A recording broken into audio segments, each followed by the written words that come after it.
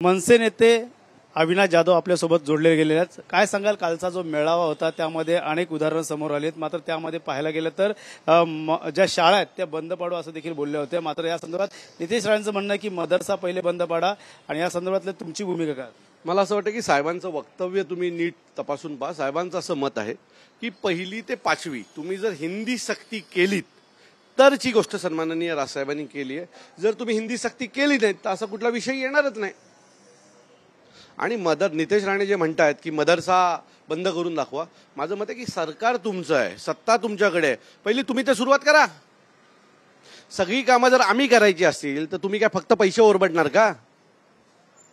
हे झालं राज ठाकरेंनी करून दाखवा, हे झालं मनसेने करून दाखवा. सगळंच आम्हाला करायचं असेल तर तुम्ही कशाला बसलात तिथे? द्या राजीनामे आणि जा सिंधुदुर्गला.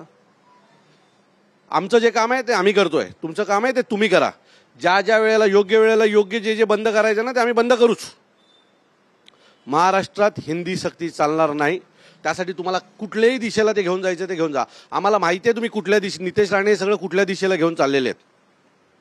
मुद्दाम डिवचण्याचा प्रयत्न करतो. मुस्लिम असेल, हिंदू असेल, तुम्ही हिंदूंनाच मारतात असं देखील त्यांचं काही वक्तव्य येतात. त्यामुळे कुठेतरी मदरसा असेल, मुस्लिम असेल अशा सांगा. सिंधुदुर्गमध्ये जेवढे खून झाले ते कोण होते? कन्नडी होते का तामिळ होते का ख्रिश्चन होते? जेवढे राणे कुटुंबांनी लोक मारली ती सगळीच हिंदू होती ना, मराठीच होती ना ती सगळी कुटुंब. जेवढे खून झाले सिंधुदुर्गमध्ये ती सगळीच हिंदू होती. मग ते तुमच्या वडिलांना का नाही तुम्ही सांगितलं आपण हिंदूंचेच खून करतोय?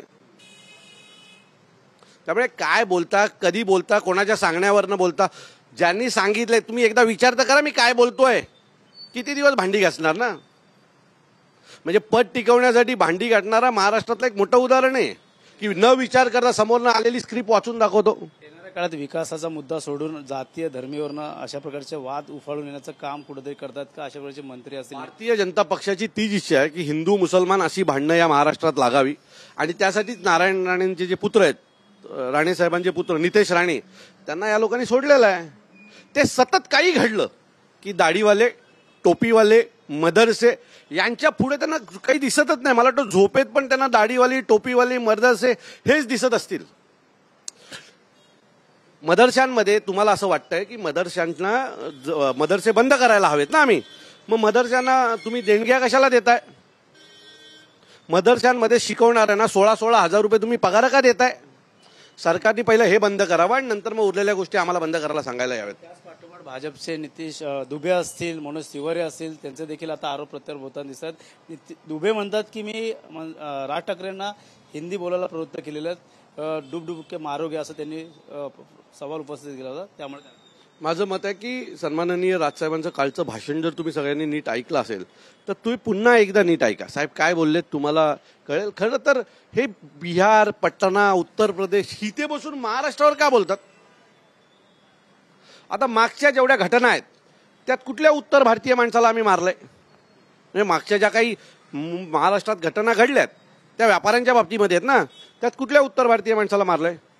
पण ह्या लोकांना सतत चर्चेत राहायचंय, या लोकांना तिथलं त्यांचं राजकारण पाहायचंय, म्हणून हे लोक सतत राजसाहेबांच्या विरोधात बोलतात आणि तिकडे त्यांचं महत्त्व वाढवतात. खरं तर त्यांना त्यांच्या गावात कोण कुत्रा विचारत नाही, पण सतत राजसाहेबांबद्दल बोलून त्यांनी त्यांचं महत्त्व वाढवण्याचा ते प्रयत्न करतात.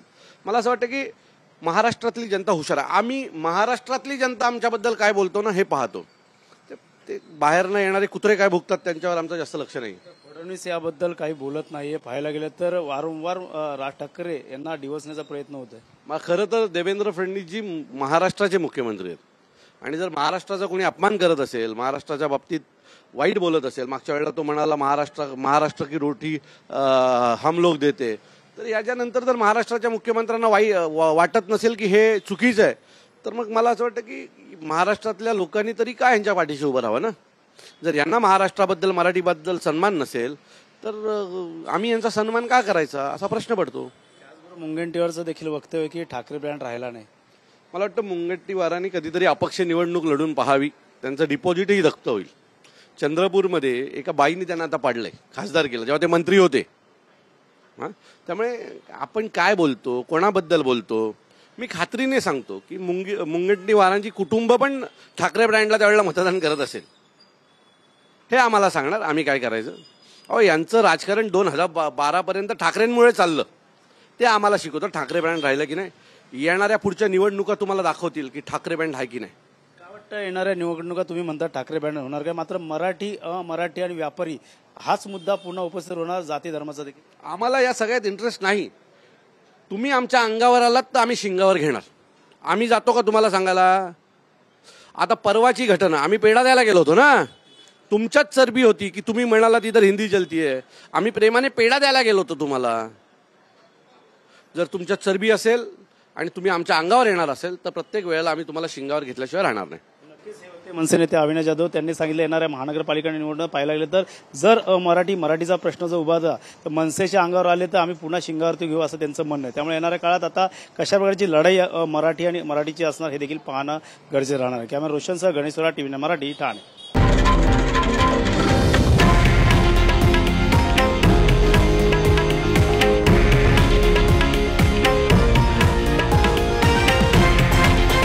हे आहे देशातील नंबर 1 न्यूज नेटवर्क आणि आपण पाहत आहात TV9 मराठी, एकमेव.